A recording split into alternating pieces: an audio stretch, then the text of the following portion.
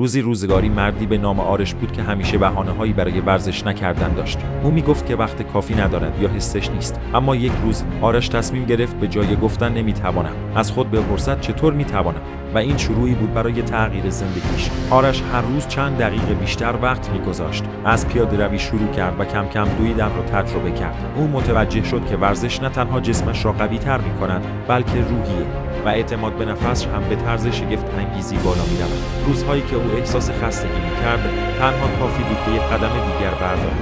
مهمترین درس آرش این بود که هیچ چیزی بدون تلاش به دست نمی‌آید. وقتی از خواب بیدار می‌شد و فکر می‌کرد که چرا باید ورزش کند، جواب ساده بود: برای خودم، برای اینکه احساس بهتری داشته باشد، برای اینکه زندگی را با انرژی بیشتری تجربه کند. آرش دیگر بهانه نمی‌آورد و ورزش بخشی جدایی ناپذیر از روزهایش شد. این تغییر نه تنها بدنش را تغییر داد، بلکه دیدگاهش نسبت به زندگی را نیز دگرگون کرد.